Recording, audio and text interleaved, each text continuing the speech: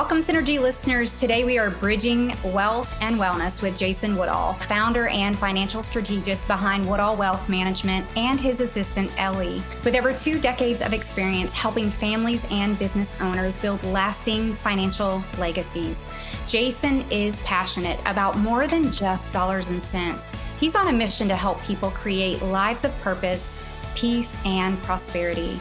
We often talk about physical and emotional health, but what about financial health? In this episode, we explore the profound ways that money, mindset, and long-term planning intersect with our stress levels, our relationships, our career choices, and even our physical well-being. Jason brings clarity and compassion to a topic that's often overwhelming, helping us understand how financial empowerment can become a cornerstone of overall wellness. We are so glad you're here. Grab a cup of tea and lean into the conversation. Well, welcome back, Synergy listeners. We are so excited that you are here to join Lori and I again for another fabulous conversation. Last year, we had the privilege of having Maddie on. She was the author of Ageless Aging and the co-founder of AgeWave. And Maddie shared with us some insights about aging. She shared some good news, she shared some bad news, and she shared some really encouraging news. So I wanted to kind of recap that a little bit, encourage you to go back to September 2024 when we released her podcast, because that'll set the stage of some of what we're going to talk about today and why it's so important for Lori and I to get this message out. So the good news that Maddie shared with us is we're in the middle of a longevity revolution. We're living longer, and that's amazing, right? But the bad news is that oftentimes we're living longer in poor health. So there's a disparity between our health span and our lifespan. And we want to figure out how to close that gap. We want to live long and be vibrant and vital and enjoy our lifespan as much as our health span. And then the encouraging news is a lot of what we've been led to believe that's just genetic is completely modifiable. Your lifestyle does matter. And Lori and I believe that part of your lifestyle is your financial health.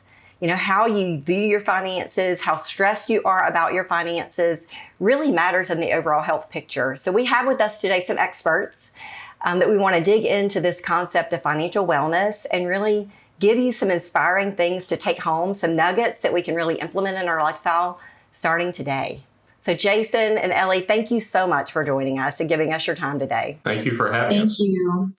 Excellent. So Jason, we got to start out with you and Ellie asking you what inspired your journey into financial planning. Like, was this something you always thought you would be doing, or you were surprised when you landed there? Yeah. So I don't think there's any kid that sits around and goes, yeah, I'm going to work with numbers all day long and, you know, money. And that's my goal. Normally it's, I want to work with animals and whales and all those fun things. And it just didn't quite work out that way. So I started my career working for a national bank. And I realized that as I was helping folks come in and do a variety of things as it related to their finances, that I started to get a lot of satisfaction personally out of helping people. So, when someone would come in and they would need help with budgeting something or planning something or trying to figure out retirement or, where they can find more money, to go on a trip or whatever the case may be, helping folks achieve those goals really had a huge impact for me. And over time, I realized that that's important, on top of a livelihood and whatever it is that the money that you're making or those things, being happy with what you do makes a huge difference. And that's why I wound up sticking with it for so many years, which has been about 28 years now. So that it was really unexpected, to be honest. Yeah. So what exactly do you do right now, Jason? Like, how do you work with your clients? Yeah, so it's a pretty wide scope. So we are registered investment advisors as well as general brokers through a broker dealer. So basically what that means is we are financial planners and investment advisors. So depending on the client, the age, the goal, all of those things would depend on what role we're taking in that relationship. It could be something as simple as, education planning, putting a plan together to help parents figure out how to send their children to school. It could be in-depth retirement planning for someone who's in their 50s where they're not quite there yet, but they really need to buckle down and get some hard numbers on paper to see where they're going to achieve their goals. So in general, it's overall financial planning that encompasses all facets. That's excellent. And then Ellie, you work alongside of Jason. What is your role with him? Yes, so I am on the client services administrative side of things. My background is actually, like he mentioned, I didn't end up on this path originally, but my background's in nonprofit and customer service. And so was able to connect a lot of those passions into this field as well, which has been really amazing. So I focus on the administrative, like I said, client services side and really building those long-term relationships with clients and being able to take care of their needs and help them, pursue their goals. So it's been very fulfilling. Absolutely. It sounds very, very rewarding. So I'd imagine that there are times that you both are, you have that person in front of you that didn't necessarily plan on being sick, right?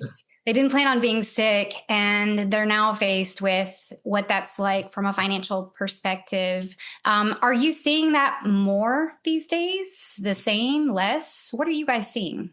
It's pretty consistent and has been for some time. And what you tend to see is where the folks that we wind up helping tend to run in extremes. And what I mean by that is you'll see where there are some clients that are very goal oriented. They have their own game plan. They have a plan already in place. They know kind of where they're trying to go.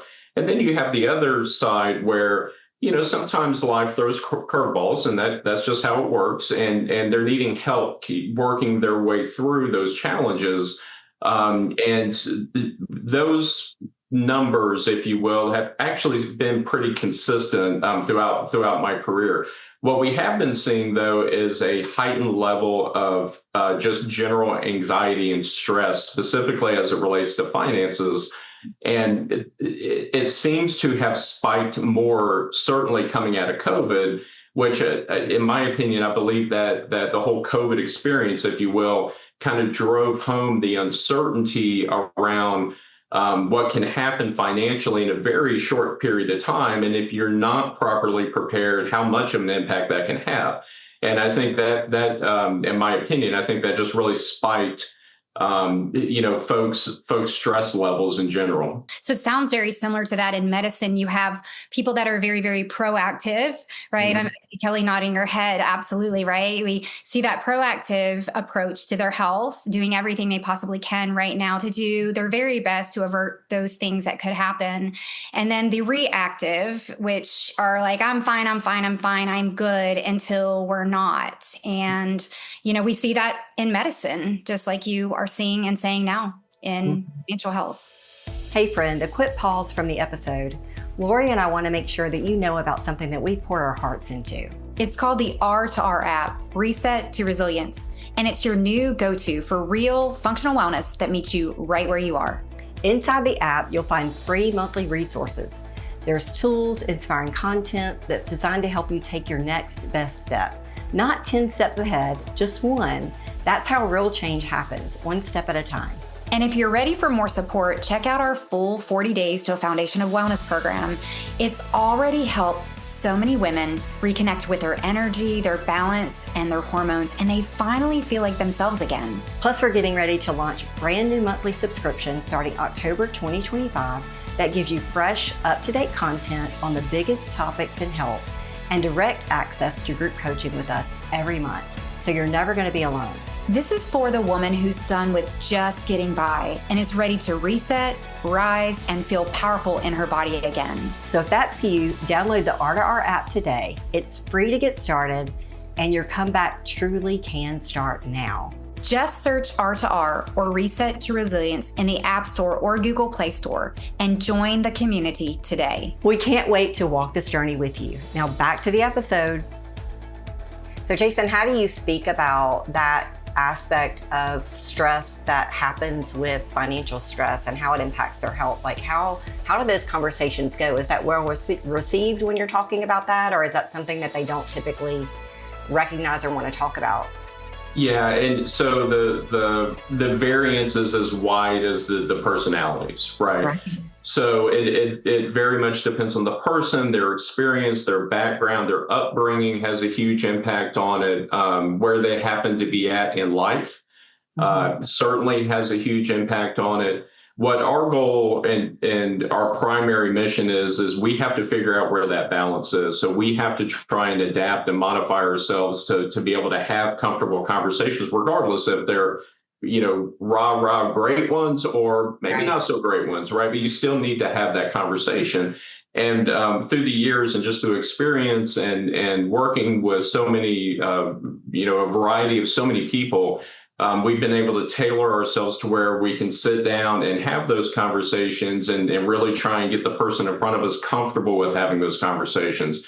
And that's a challenge, just depending on the circumstance, because we have folks that, may be in front of us because we have a gentleman who was diagnosed with cancer, beat it, but the backside of it was really tough for him from a financial standpoint. We have folks sometimes that are coming out of divorces, all these different things that could be happening, and we're here to help them, and it's just guiding them through it.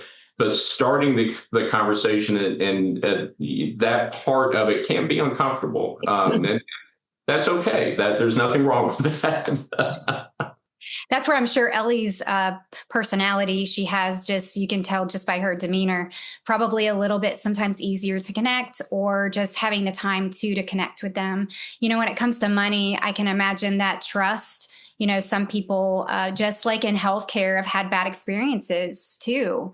And it probably takes a little bit of time to develop a trusting relationship where you can have those conversations with them, and they know that you're there to not judge either the decisions that have been made, but really to help them. Yeah, absolutely. I think a lot of times people come in and they are aware of the toll that stress is putting them under.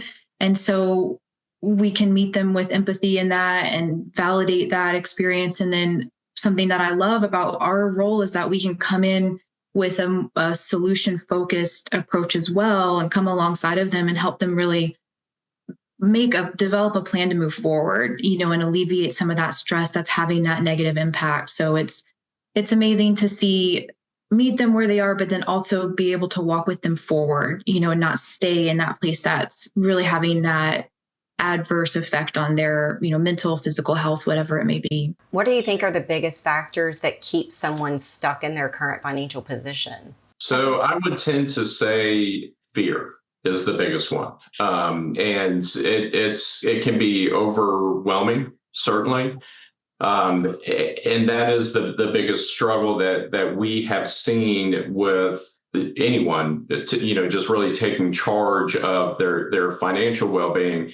And what tends to happen a lot of times is it becomes a negative feedback loop, right?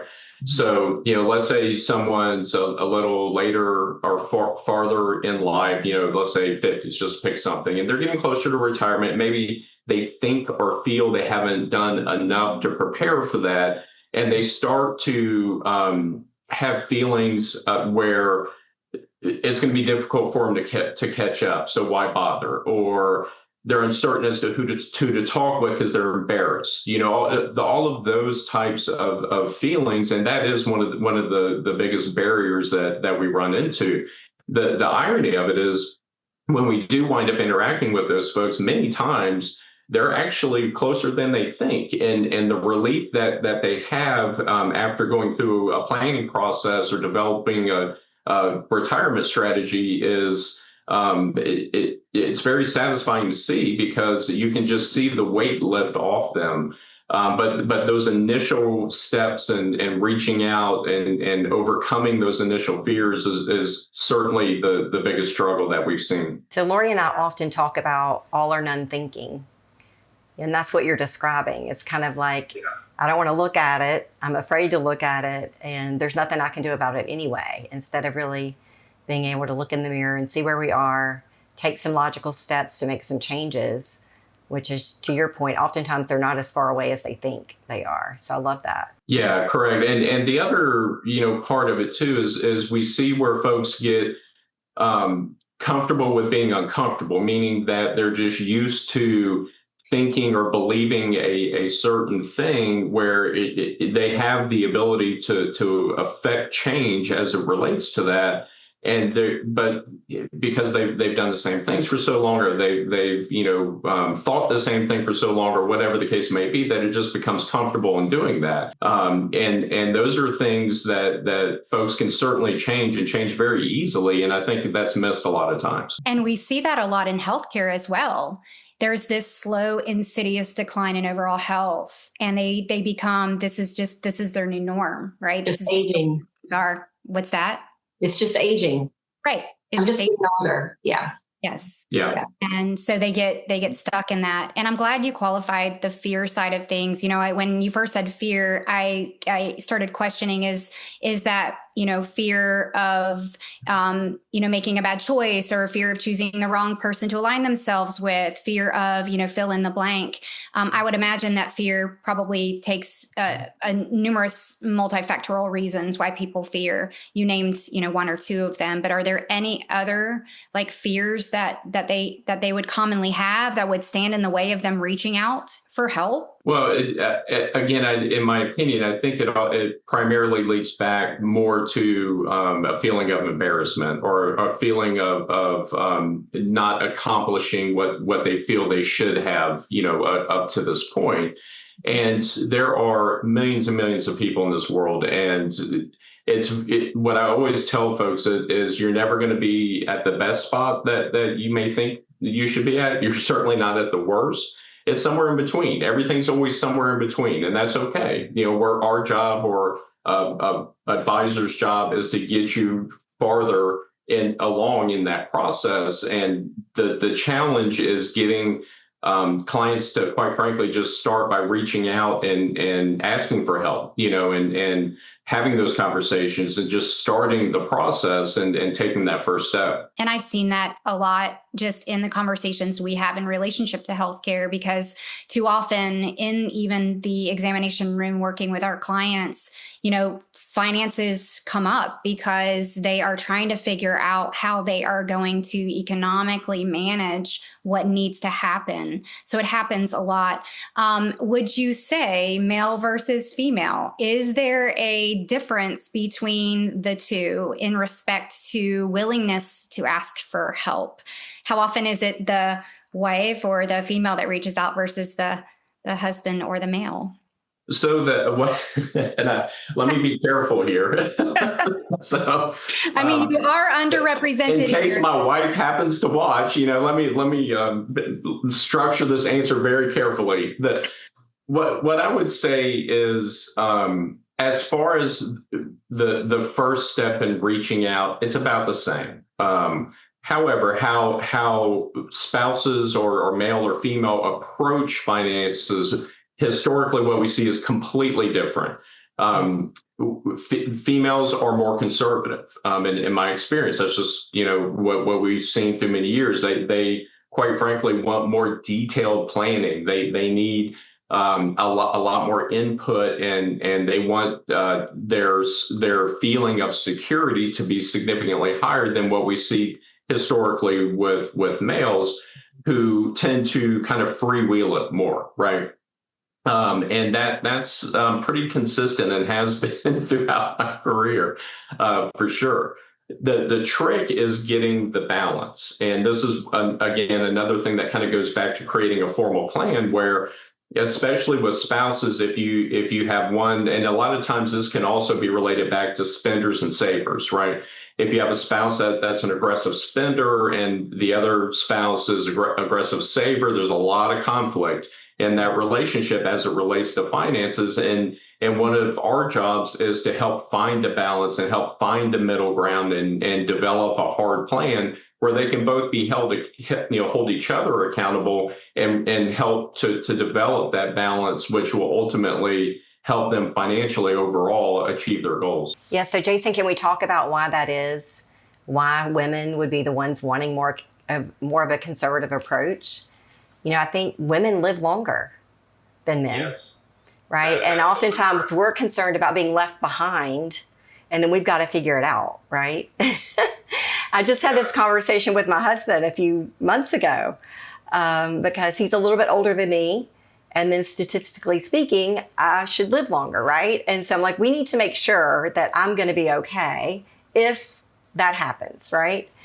And I think we just have a higher need for security in general. I think that's, baseline. We want to feel secure as a female.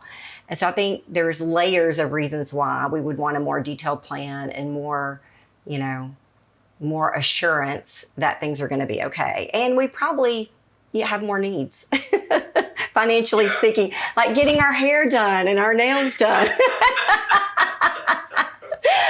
All the girl things that we want to be able to do.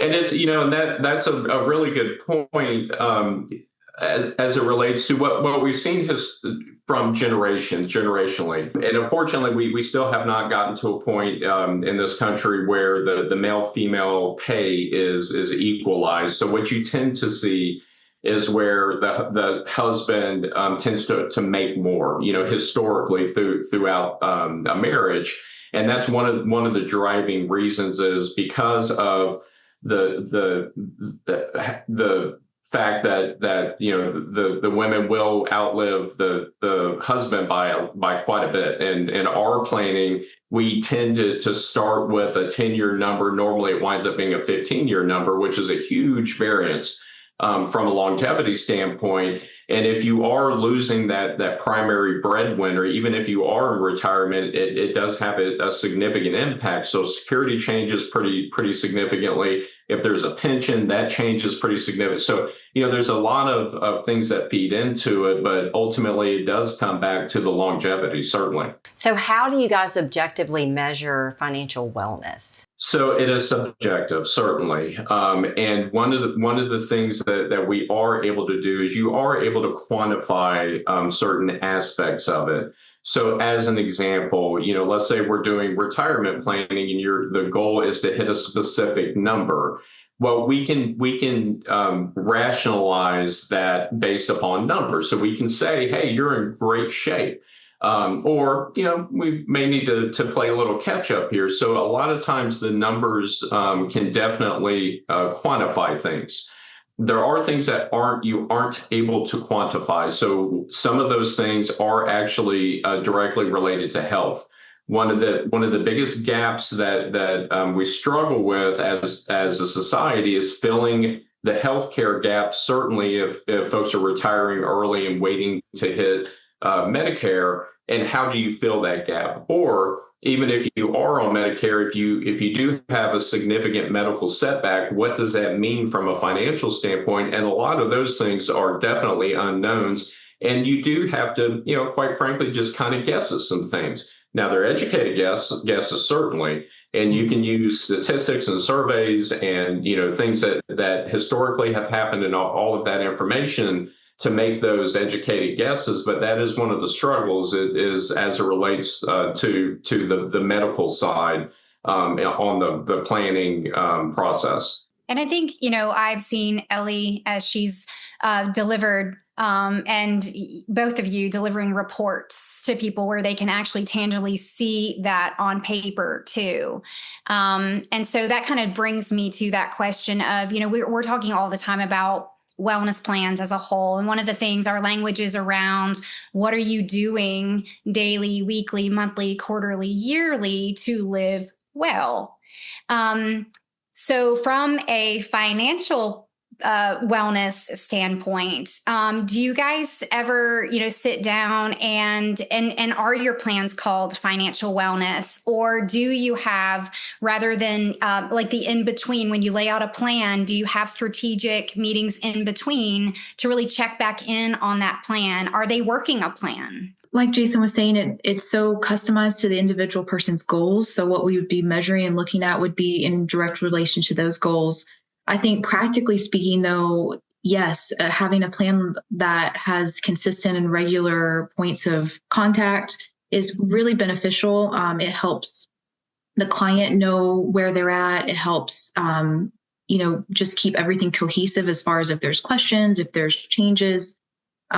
There's a lot of practical things we can do as well. For example, having automatic contributions made into your retirement account. So you're not having to think about that biweekly contribution. It just goes automatically. Things like that, where you can hit those weekly, monthly kind of those habits, help those habits become so automated that they don't add a lot of extra mental load to your busy day already.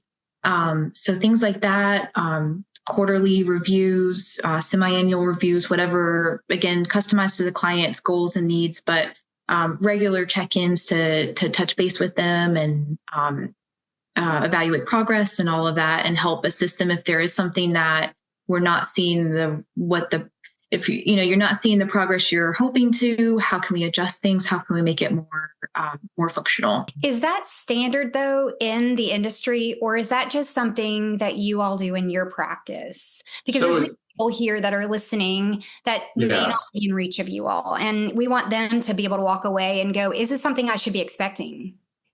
So, so in my opinion, I do think it's something that certainly should be expected. The delivery of it varies widely, right? So depending on the firm you're dealing with, the advisor set that you're dealing with, some firms have set timeframes where they just do 2 reviews a year, and that's just what they do.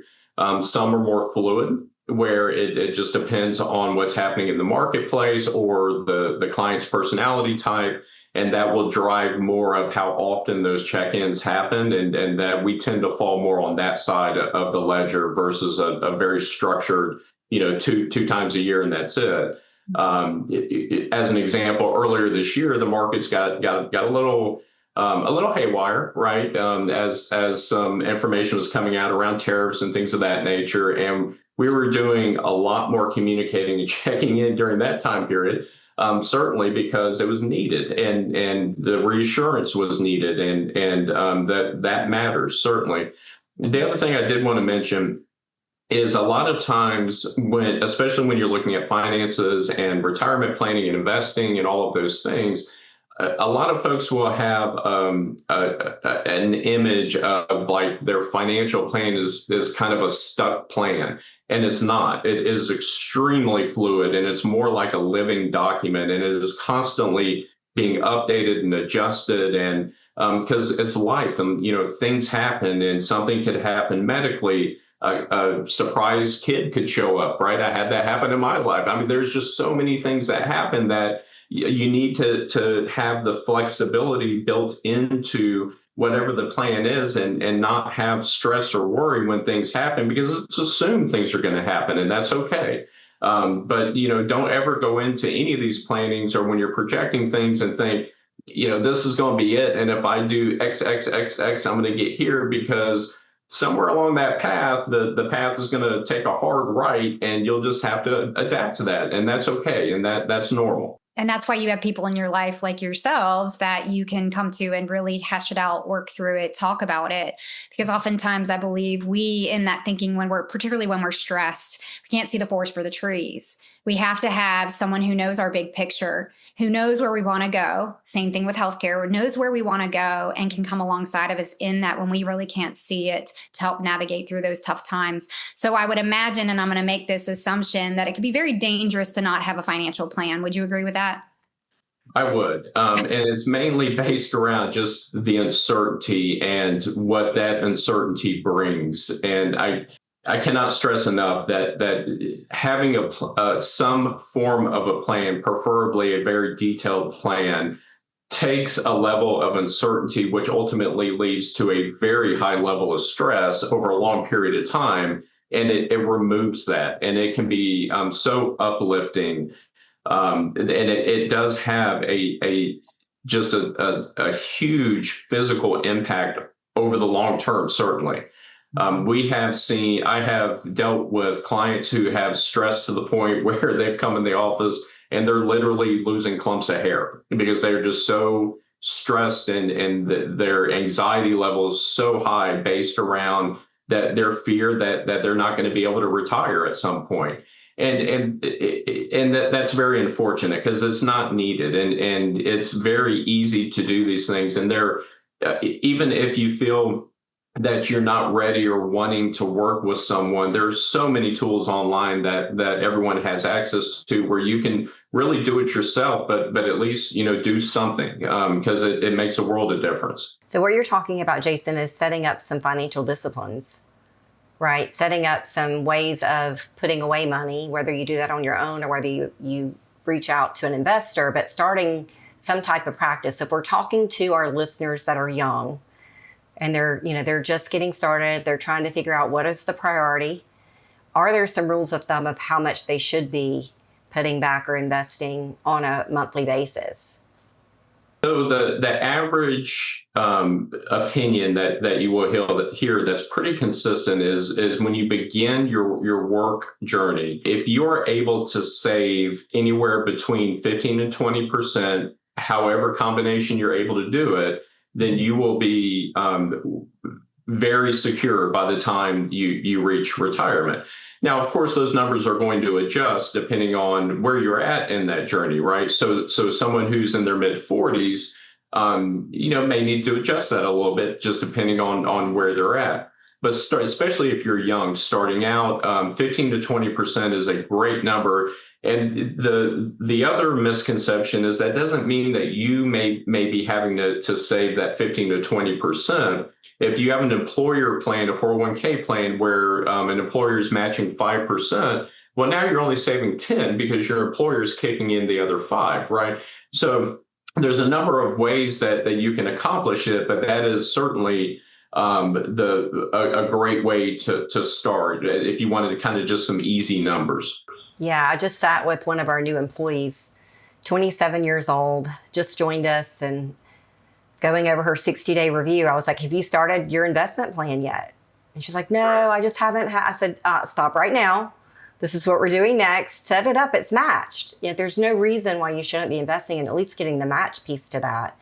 And you're saying 15 to 20%. And if you start your life that way, that just becomes what you do. And you learn to live on the rest, right? Instead of getting all of your expenses in place and then having to figure out, what do I have left? That's typically how we do a financial plan at that age. So yeah, most times at that age, there is no financial plan, right? Because there's a lot of other thoughts going on that's not related to that.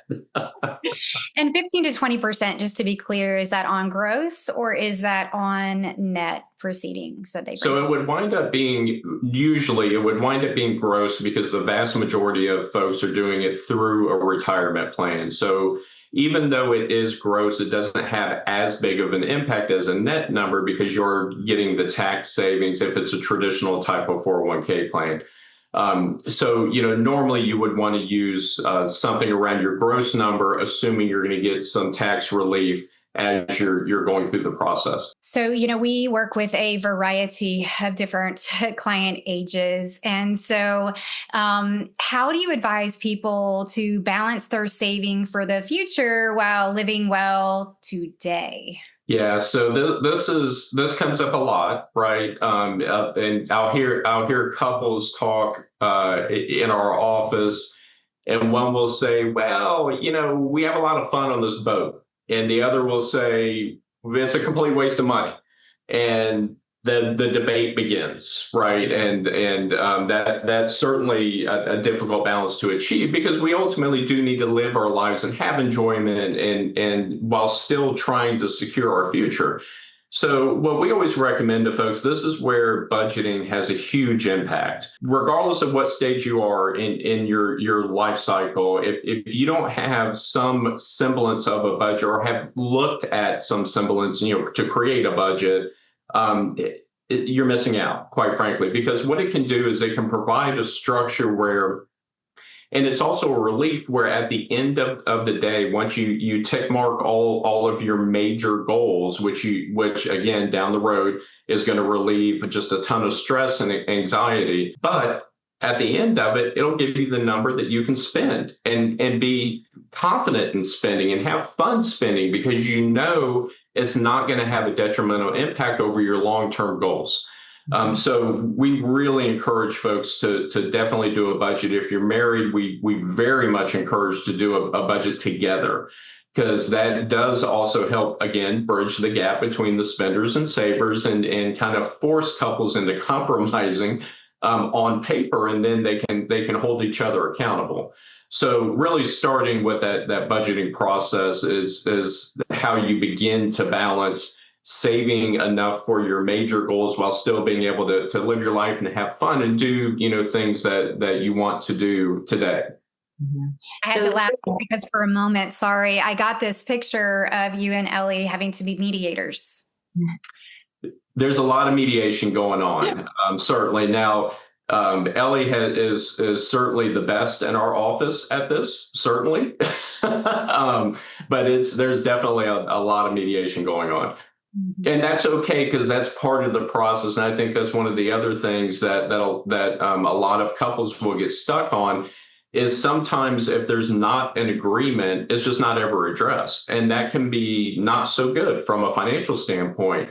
So there are folks like us out there that can act as mediators and help bridge that gap. And that's a really good point, and I'm glad you brought it up. Absolutely. Yeah. So Lori and I believe that your health is your largest asset, because without your health, you really can't do much of anything else, right? If your brain's not working well, if you're not mobile, that creates its own set of challenges and expenses. And so is there a rule of thumb about investing in your health through your lifespan that would be helpful for our listeners to understand a little bit better? So it's very much individual driven, because everyone's health is different, right? Where you're at in life in general, age also has a huge impact.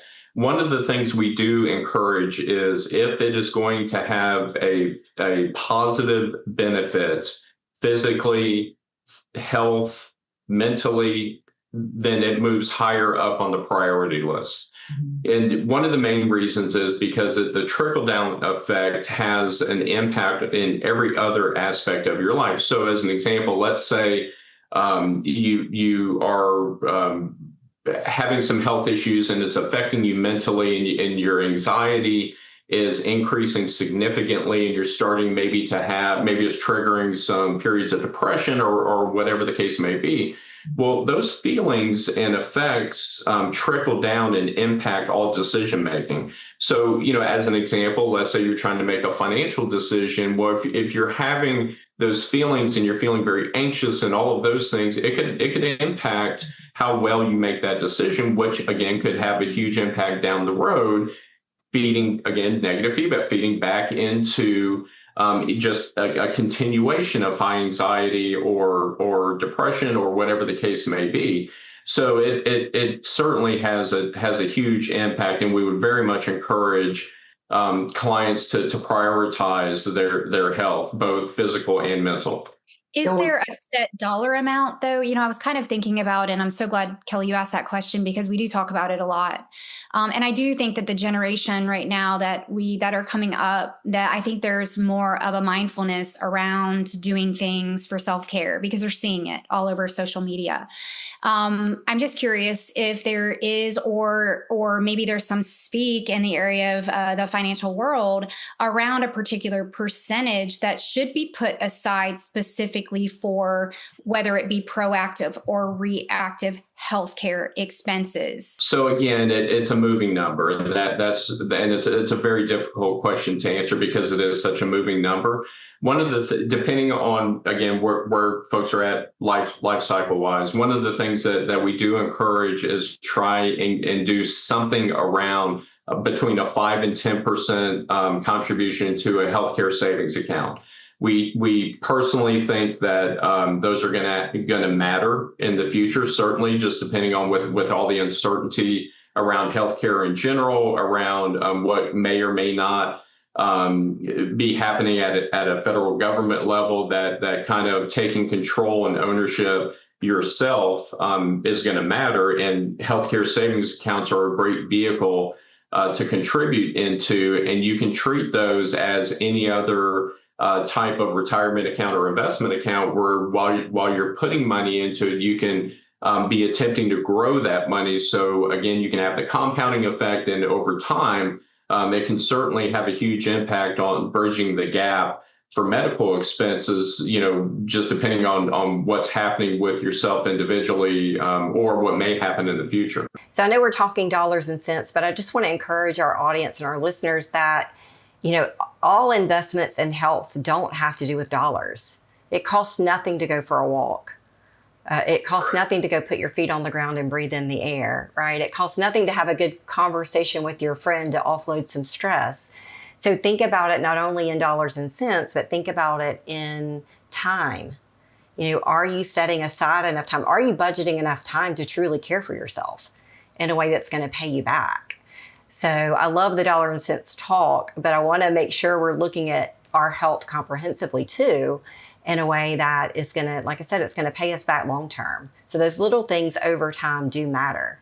I agree with that, certainly. And I think that kind of leads back to habits, right? So, if you made a habit of going for an evening walk every day, it starts to have a huge impact. And habits, certainly over time can impact tremendously, even though they seem small at the time. And I know Ellie has spoken with a number of folks about what types of habits to start and begin with. And I don't know if you wanted to mention a couple that might help people. Please. Yes, Ellie, we would love to hear from you. I think making a habit of checking in regularly with yourself and evaluating where your own priorities are, both in health and financial health. I know that's more of an internal habit, but it helps you check in. And I think it helps alleviate some stress sometimes on some of these things. When you have an expense, say a gym membership that is also, it's an investment into your health and well-being long-term. And so it can help to alleviate some of that stress on these decisions when you can compare it back to your values and your priorities. So I think that just that internal checking in on those kind of things can really help. Practically though, I think setting time aside, I think so. Something I run into a lot is people want to do these things. They want to set up the account. They want to start contributing, whatever it is. They want to do it. They just, people are busy. I'm busy.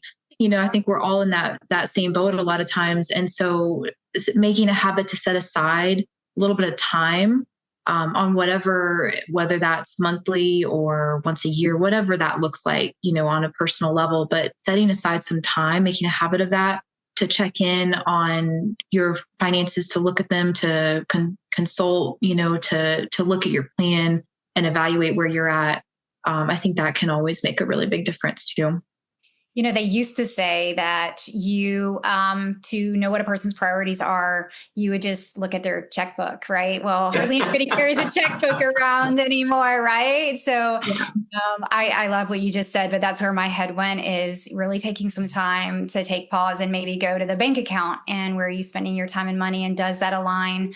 Our word of the year is congruence. That's something we're speaking to our clients regularly about, is, that's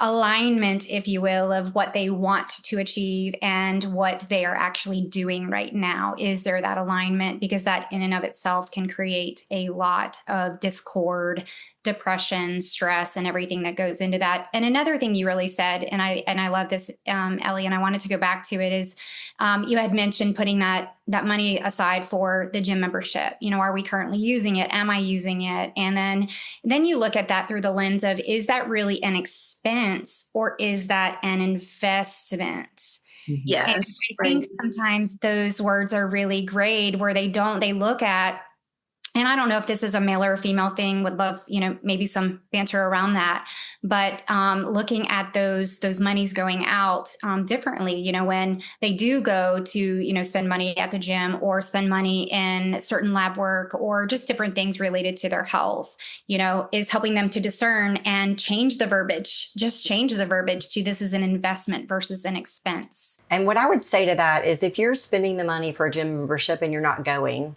that's an expense. If you're spending money on labs and you're not doing anything to change what you're doing to affect those labs, that's an expense. So it's only an investment if you use it as an investment, in my mind. That's the filter I use for myself. Like, am I going to do anything with this? Or is this just, an expense? Yeah, but I think in my opinion, I think it also kind of circles back to where, folks may use that trying to not have a feeling of failure, right? So if they have that gym membership, even though they're not going, well, they'll get there eventually. They still could. Yeah, they still could. Yeah. So once you cancel it, you're like, okay, well, missed that one. Now I'm a real loser, right? Yeah. Yeah, and like you had mentioned, the all or nothing thinking. I think something I tell myself all the time is progress over perfection. We say that all the time. It's better to work on a good plan than sit and wait for a perfect plan. That progress pays off. You build momentum, you gain experience, you get better at what you're doing. Just like with working out, you learn as you do it, how to do it better. So I think finances is very similar, where if you can get started and start a plan, you'll fine tune, you'll adjust, you'll be flexible for whatever happens in life. But just getting started and not making the goal perfection, I think it can be really helpful. So Jason, you mentioned earlier budgeting. Are there some budgeting apps that you like or that you have found easy for customers to embrace and use? I know I use the Smart Dollar app at times, and that's what our team has access to through Dave Ramsey. Are there others that you think would be helpful?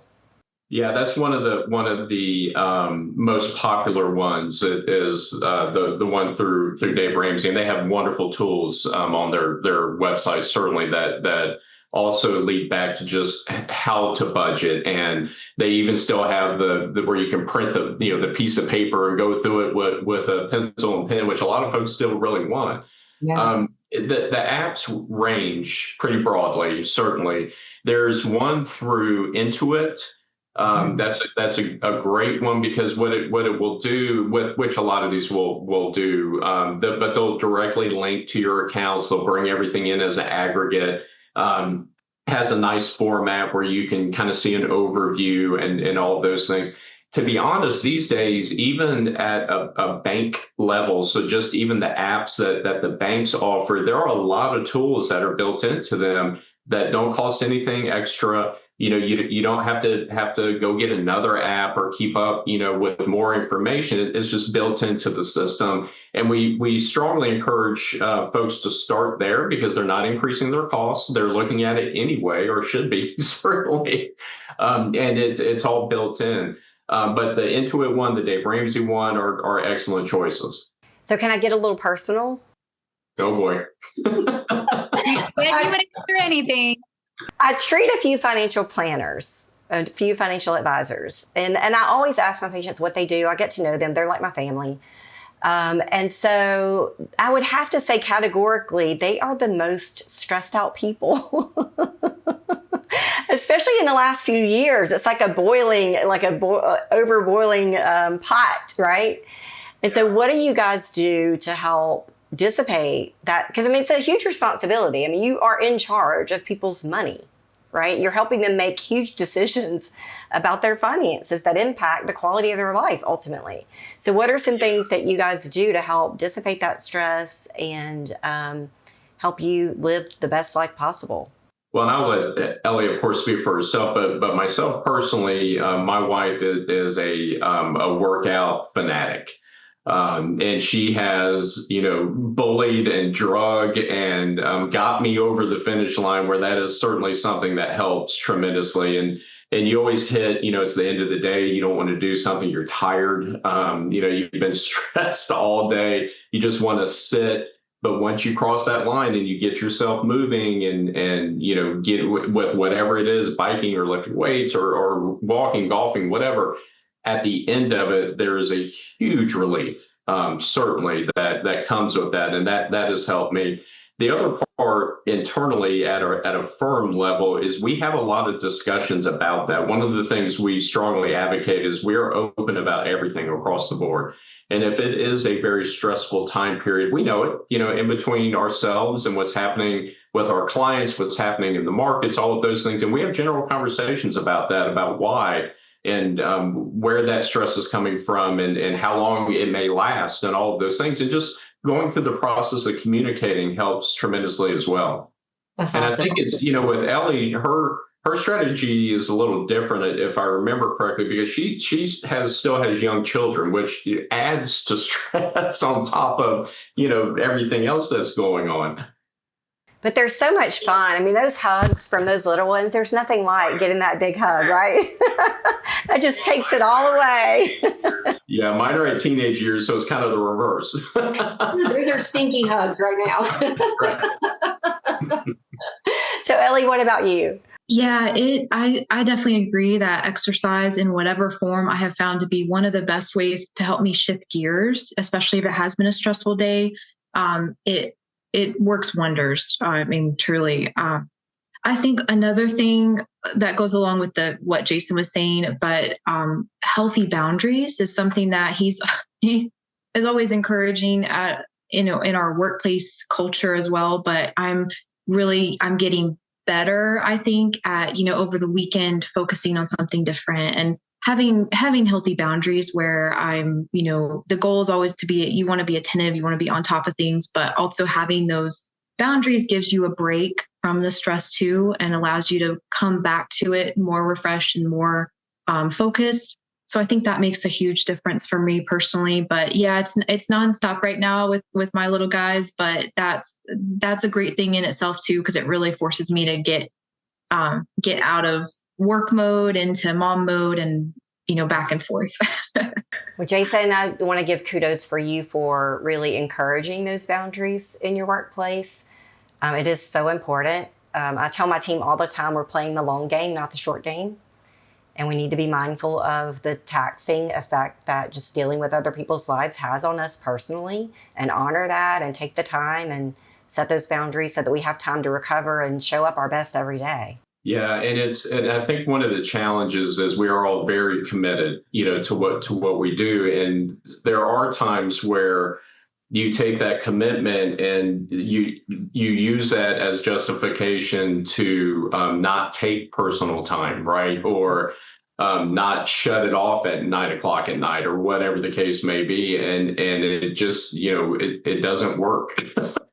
You need that hard stop to recharge and have the time for yourself and your family, certainly. I'm treating an engineer right now that has not had a vacation in 20 years. He gets up at 3:30 in the morning, goes into the office before everybody gets there because he likes to work in the quiet, stays until 5, works on the weekends.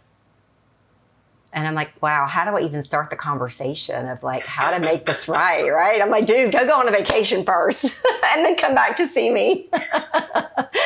But it is so important. We can get into some habits, and those are just habits that we've gotten used to over time. And if there's not someone in our life saying, hey, that's really not okay long term, it can be just becoming a way of life and a way of chronic stress that undermines everything we're trying to do. It's been so good. We could probably sit here and talk forever. This has been a really good conversation, and so many other questions that we could raise, and perhaps at some point maybe doing a part 2 just to dig a little bit deeper as we see the evolution of change happening in the world today, right? Because it's happening so fast. I would like to ask you just a question as we exit, and this would be for Jason and for Ellie separately. But what's one piece of advice that you would give to someone who feels stuck financially but wants to reclaim control as we leave today? And this is a tough answer because it is individualized internally, right, for each person. But it is getting the confidence to take the first step. Now, that first step could be calling someone like me. That first step could be doing a Google search on how to plan for retirement. Could be, going to the Dave Ramsey website and downloading a budget sheet. It's different for everyone, but having and building the courage to take the first step has a huge impact because, the journey starts with the first step. Once you're on it, momentum carries you. And I think that is very true. And it has, it can have a huge impact throughout the course of your life, certainly. And you're speaking about any age. Any age. And everyone's goals and what they're trying to accomplish and fears and concerns are different. But the answer is always the same. If you're in retirement, as an example, and you're worried about it, is my money going to last? Call somebody, ask them. That's the first step, right? If you're 20 years old and you're just trying to figure out, okay, I just got a job. What do I do? Do a Google search, call somebody, take the first step. So it always comes back to kind of the same answer, regardless of where you're at, in your life cycle. Yeah, I think I would agree with all of that. I mean, I think, I would agree. It's taking the pressure off to make the perfect first step and just take a first step, whatever that looks like for the individual situation, but move forward and give yourself grace to not know all the answers right away. Reminds me of a pressure cooker, and you just have to release it, right? Mm-hmm. And release it somewhere. So in saying that, of course, we want to give some good guidance to how to choose. You say go online and just do a Google search, but there's got to be some qualifications and maybe some things that you would advise to look for specifically in someone to align themselves with. Are there a few key things to look for? There are. So you certainly want to look for accreditations, experience. There is what's called broker check through the regulatory body FINRA. If you just Google broker check, you can check anyone's credentials, qualifications, how long they've been in business, all of those things. That's a great place to start. Don't be afraid to have conversations with multiple parties. That we always encourage that. One of the biggest things that we recommend is make sure you have a very good personality fit with the person you're working with, because you could have someone who is providing great advice, but if the communication is lost just because it's just not a good fit, it's going to cause complications at some point, or you may not be interpreting it correctly. Those kinds of things. So make sure that the personalities are good fits. In general, though, you want to make sure that the companies or firms that you're working with are reputable. Certainly, Google's a wonderful machine. You can look up, how they do customer reviews, all of those things. But doing your homework in general, as you would with any service, I think is the most important part. What I hear you saying is interview, and it's okay Very to much. Right. And I could imagine that, someone who's quite tech savvy or maybe doesn't mind emailing, communication is one thing. But to go back to what was said earlier is, do you want to have sit downs and strategies more often, and how many are right for you? Like to feel, again, that feeling of comfort and trust. So as we head off of here, first of all, thank you so much for taking time out of your schedule today for a very, very important conversation.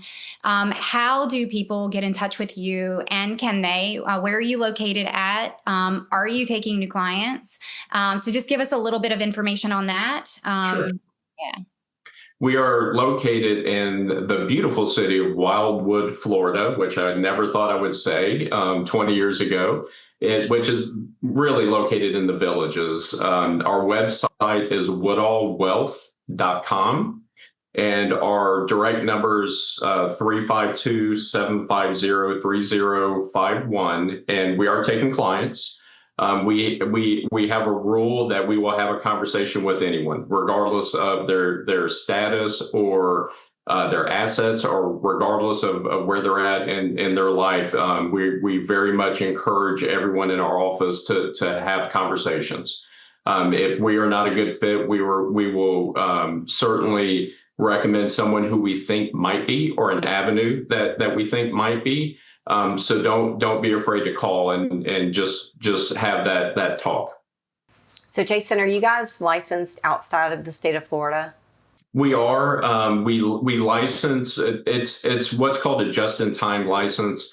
What that means is that if we're working with a client and we happen not to be licensed in the state, the license kicks in at the same time. We carry federal securities licenses, so it bleeds down into state-specific licenses. I would have to pull up the list of which states. Just curious, our listeners are all over. I just wanted to put that out there so that. Yeah, and we have clients in Massachusetts and New York and Georgia and Texas. I mean, we have them all throughout the country. Okay. Awesome. Thank you so much. Thank you guys for having us. I appreciate it. The Synergy podcast is for general informational purposes only and does not constitute the practice of medicine, nursing, or other professional healthcare services, including the giving of medical advice, and no doctor-patient relationship is formed. The content of this podcast is not intended to be a substitute for professional medical advice, diagnosis, or treatment. Users should not disregard or delay in obtaining medical advice for any medical condition they may have and should seek the assistance of their healthcare professionals for any such conditions.